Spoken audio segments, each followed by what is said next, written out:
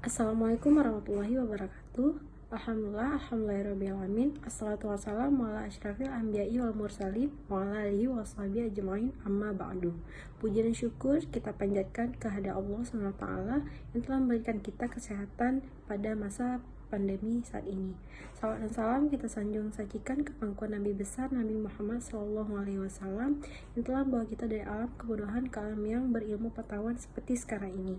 Yang saya hormati kedua pembimbing saya, Bapak Insinyur Khairul Huda MH dan Bapak Sofyan STMT. Dan yang saya hormati ketiga penguji saya, Bapak Insinyur Azhar Arif MT, Bapak Zulhadi Saputra STMT, dan Bapak Burhan Nasution STMT.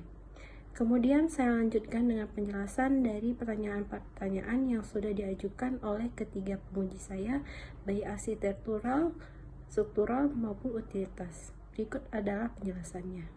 Nah, selanjutnya adalah penjelasan dari pertanyaan-pertanyaan yang sudah diajukan oleh ketiga penguji saya.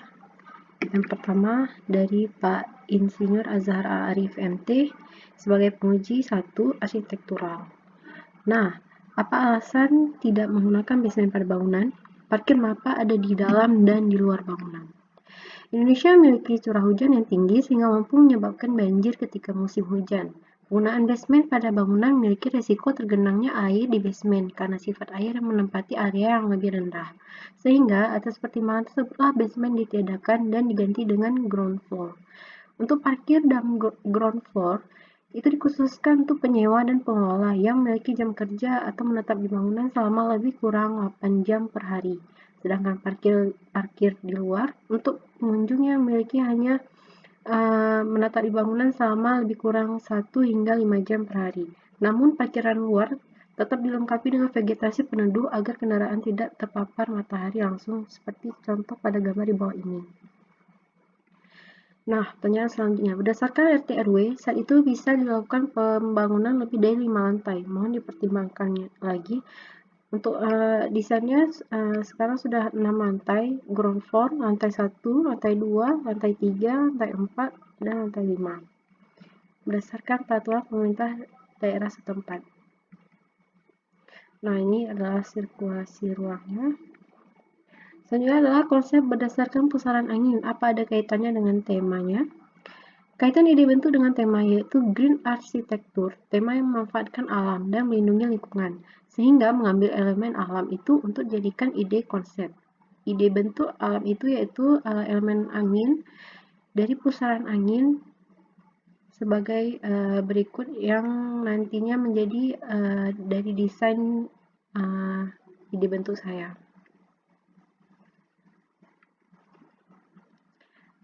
Kemudian agar area setiap lantai dibuat ruang-ruang kebersamaan berinteraksi. Mungkin perlu area-area gym dan fasilitas pendukung lainnya per lantai. Nah, untuk desainnya sekarang, setiap lantai ditambahkan area publik yang dapat dimanfaatkan oleh pengunjung dan penyewa sebagai ruang tunggu dan beristirahat dengan suasana sejuk dari courtyard dan vegetasi balkon. Area publik yaitu area beristirahat seperti yang sudah dibuat pada denah di bawah ini. Dan kemudian ditambahkan ruang fitness pada lantai 5 sebagai fasilitas tambahan yang diletakkan di lantai paling atas dan dekat dengan cafe rooftop agar pengunjung mampu menggunakan fasilitas-fasilitas dengan nyaman. Rooftop dimanfaatkan sebagai ruang terbuka hijau dengan cafe outdoor untuk meningkatkan nilai jual bangunan dan penerapan prinsip green architecture. Nah, selanjutnya, agar disiapkan balkon, apakah perlu zona khusus agar sinar matahari bisa masuk ke ruangan? Nah, untuk memasukkan sinar matahari dalam ruangan, itu saya dari konsep tadi, saya membuat courtyard pada tengah bangunan agar udara dan sinar matahari itu masuk ke dalam bangunan. Nah, untuk dan memudahkan pertukaran udara. Pada bagian tengah bangunan dibuat courtyard agar aliran udara ke bangunan merata dan menambah bukaan masuknya pencahayaan alami untuk menghemat energi, serta dijadikan area sirkulasi tangga dan ramp di sekeliling courtyard tersebut. Pada balkon terdapat vegetasi yang menghambat debu panas serta menghasilkan udara segar ke dalam bangunan. yaitu yang digunakan adalah vegetasi tanaman rambat Vernonia elliptica tree atau biasa dikenal dengan nama tanaman janda merana yang diletakkan di sekeliling bangunan dan dimanfaatkan sebagai green facade pada bangunan. Nah, perletakan RAM di mana? Mengapa tidak menggunakan RAM? Kemiringan RAM perlu diperhatikan. Nah, untuk pada bangunan ini sudah ditambahkan RAM sebagai sirkulasi vertikal di setiap lantainya, dari ground floor hingga ke rooftop. Sudut kemiringan RAM yang ideal adalah 10 derajat, tidak lebih. Jika lebih dari itu, maka semakin curam. Bagaimana sistem penyewaan parkir pada ground floor? Coba perhatikan lagi jumlah pemakaian parkir di ground floor. Parkir ground floor hanya untuk penyewa dan pengelola gedung. Asumsi penggunaan mobil 20% dari jumlah total. Total penyewa adalah 640 orang, total pengelola 75 orang. Penyewa pengguna mobil sehingga setelah dihitung semuanya mendapat 32 unit pada ground floor. Kemudian untuk pengelola ada 4 unit. Kemudian untuk sepeda motor itu asumsikan 50% dari jumlah total. Maka didapat hasilnya 160 unit untuk penyewa dan untuk pengelola 19 unit. Kemudian pertanyaan dari Pak Zulhadi Saputra STMT sebagai penguji 2 utilitas. Nah, untuk tema alasan studi pustaka GBCI Green Building Council Indonesia. Coba akses GBCI dimasukkan prinsip-prinsipnya. Untuk prinsipnya disampaikan oleh Iparman Usman, COO GBCI Green Building Council Indonesia, prinsip Green Arsitektur sebagai berikut. Yang pertama, ketepatan tapak, ketersediaan ruang terbuka hijau 30%. Yaitu saya sudah membuatnya ruang terbuka hijau untuk site saya, adanya area parkiran, taman depan, dan rooftop garden. Nah, itu sudah cukup untuk ruang terbuka hijau. Kemudian indoor quality, terkait kualitas udara pada dalam bangunan itu sudah ditambahkan courtyard yang untuk memasukkan udara pada bangunan. Yang courtyard tersebut dilengkapi dengan vegetasi yang mampu membuat kualitas udara menjadi segar. Dan vertical garden atau green facade pada bangunan itu juga sebagai penyaring udara. Kemudian selain itu dapat menghemat penggunaan AC, menghemat listrik dalam penggunaan cahaya alami di siang hari.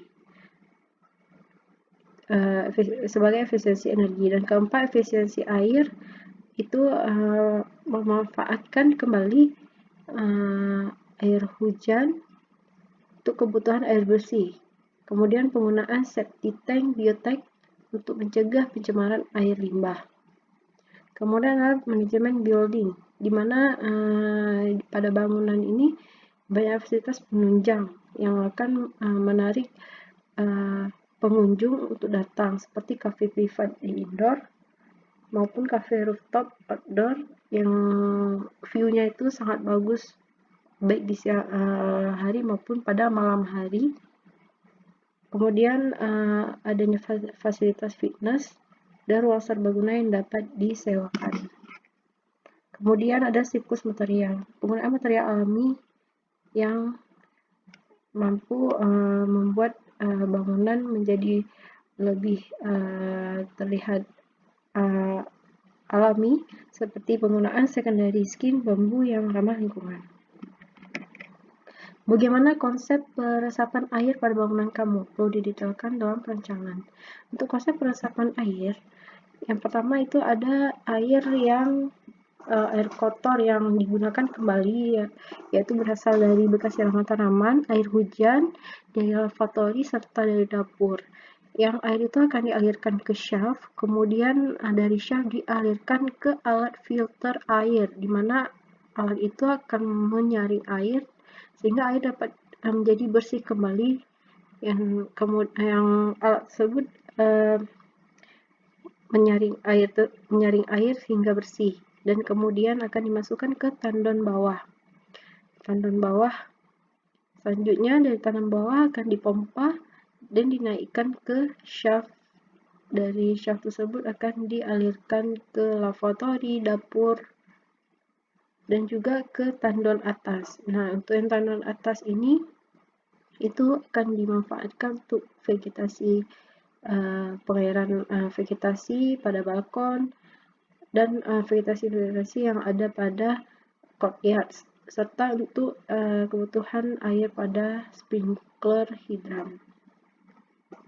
Nah, untuk air limbah padat WC, dari WC ke shaft, itu kemudian ke septic tank biotek, di mana di septic tank biotek itu akan diurai kotoran tersebut dan akan disaring sehingga limbah menjadi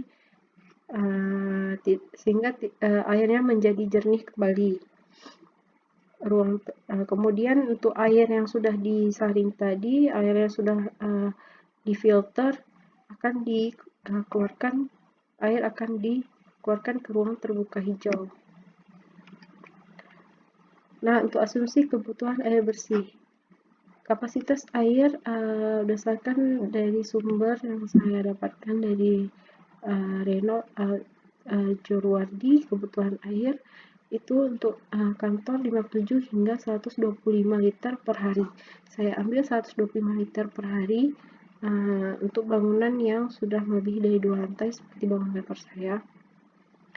Nah, untuk perhitungannya didapatkan dari pemakaian kali jumlah pemakai. Jadi 125 liter kali 1.150 orang, yang didapat 143.750 liter per harinya. Untuk tangki yang digunakan adalah tangki 50.000 liter, sehingga dari perhitungan didapatkan 3 tangki untuk kebutuhan pada bangunan. Nah, untuk 3 tangki tersebut, 2 tangki di bawah dan 1 tangki di atas, di mana 2 di bawah itu untuk menampung air PDAM dan air filter dari air buangan hujan tadi, serta untuk tandon atas itu 1 untuk persediaan air hidran dan sprinkle, serta untuk mengairi vegetasi yang ada dalam bangunan. Nah, ini sumber air untuk hidran dari mana? Pelajari lagi sumber pasokan air dari mana. Sudah dijelaskan lagi dari bekas air siraman tadi, air hujan serta air dari dapur dan lavatory dimasukkan ke shaft, difilter air dan dimasukkan ke tandon bawah, dan tandon bawah itu ada 2, dimasukkan ke bagian tandon 2. Nah, dari tandon 2 itu setelah bersih tadi, setelah dari tandon akan dipompa kembali ke shaft dan dinaikkan ke lavatory, dapur, serta ke tandon atas. Yang tandon atas itu akan dimanfaatkan untuk sprinkle dan hidran serta vegetation irrigation. Nah, dari kebutuhan untuk hidran dan sprinkle itu adalah 20% dari total air per hari, di mana pakaiannya adalah 143.250 liter dikali dengan 20%, yang didapat adalah 28.750 liter. Maka untuk persediaannya satu tandon tadi 50.000 liter, sisanya adalah 21.250 liter untuk vegetation irrigation serta kebutuhan lainnya. Nah, untuk di mana lokasi mesin lift buat rumah lift perlu ditinjau ulang. Untuk lokasi mesin lift di rumah lift yang letaknya di rooftop, seperti pada denah sebelah kiri ini adalah rumah lift. Nah, untuk mesin liftnya inilah potongannya yang terletak pada potongan ini. Nah, desa tangga darurat apakah mau dibuka atau tersembunyi? Mengenai sirkulasi, apakah cukup kebutuhan tangga darurat? perlu dibuatkan simulasinya. Letak tangga darurat diekspos, di mana memudahkan pengguna mengetahuinya apabila dalam situasi darurat. Nah, untuk radial seperti saya ini, bangunan buat seperti ini, itu sudah untuk sirkulasinya sudah terpusat, jadi bisa dilihat ini simulasinya itu untuk memudahkan, jadi harus diekspos. Ruang genset mengapa diletakkan di dalam bangunan? Ketika genset dihidupkan, apa yang akan mempengaruhi kinerja genset pada bangunan? Nah, untuk ruang gensetnya sudah dipindahkan di bagian luar di dekat ruang ME dan teknisi, di mana ruang genset itu menghasilkan suara dan panas, sehingga harus diletakkan di luar. Namun tidak boleh terlalu jauh dari ruang ME dan ruang teknisi. Nah, ruang aula atau ruang serbaguna atau ruang rapat perlu diperhatikan tambahan rancangan. Nah, untuk ruang serbaguna saya tambahkan pada bangunan saya, akan ditambahkan seperti pada denah ini, ditambahkan di lantai 1, di mana akan memudahkan pengunjung yang datang itu langsung naik ke lantai 1 dan memudahkan pengguna untuk menggunakan dan menyewa ruang serbaguna ini. Letaknya pun juga dekat dengan ruang kafe pada lantai 1. Ruang sewa yang bisa disewakan per jam. Nah, untuk ruang sewa yang bisa disewakan per jam juga sudah dibuat dengan jumlah 3 unit yang letaknya dekat dengan kafe publik di lantai 1. Jadi karena ini hanya disewa per jam, maka diletakkan di lantai paling bawah dengan luas per unitnya 60 meter kuadrat yang mampu menampung 10 orang. Kenapa menggunakan AC sentral dan AC split? Pelajari lagi.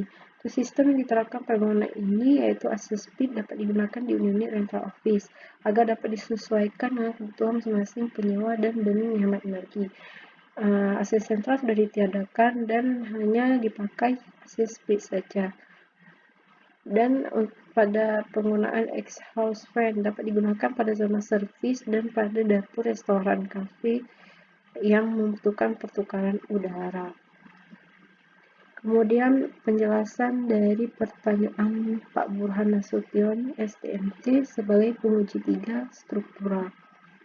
Penggunaan kolom pada bangunan yang hanya 5 lantai lebih baik gunakan full rigid. Nah, untuk sistem utama struktur bangunan ini digunakan hanya rigid frame ya, yang berupa grid kolom dan kolom berbentuk lingkaran, balok dinding dan plat lantai yang merupakan beton. Pada bagian ground floor, struktur kolom, balok dan plat lantai digunakan berbahan cat beton. Nah, untuk bangunan ini menggunakan rigid frame yang berbentuk radial, di mana penggunaan core tadi sudah ditiadakan dan digantikan dengan courtyard saja untuk menghasilkan udara di dalam bangunan. Nah, untuk pondasi kenapa pakai bor pile, gunakan sumuran untuk 5 lantai. Untuk pondasi sudah digantikan dengan sumuran sesuai dengan saran Pak Burhan Nasution STMT. Pondasi sumuran adalah suatu bentuk pengalihan dari antara pondasi dangkal dan pondasi tiang.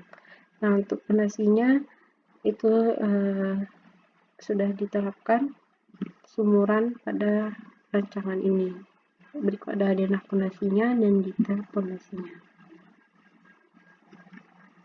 Apa pertimbangan menggunakan atap dak beton padahal tema kamu adalah green building? Nah, untuk jenis struktur jenis pada upper structure yang akan diaplikasikan pada struktur atap direncanakan menggunakan struktur dak beton bertulang. di beberapa bagian atap difungsikan sebagai green roof, ruang terbuka hijau dengan kafe di rooftop. Juga difungsikan sebagai protokol utilitas di roof tank, pelengkap petir, dan rumah lift. Green roof merupakan bagian atau seluruh permukaan atap suatu bangunan yang ditutupi oleh vegetasi dan media tumbuh ditanam di seluruh lapisan membran yang tahan air. Dan itu akan membantu akan sesuai dengan tema green building saya yang membutuhkan vegetasi serta kafe tadi yang digunakan pada rooftop. Nah, maka dari itu saya menggunakan dak beton di beberapa sisi dan green roof. Sekian presentasi dari saya. Apabila ada kekurangan, saya mohon maaf. Wabillahi taufik wal hidayah. Assalamualaikum warahmatullahi wabarakatuh.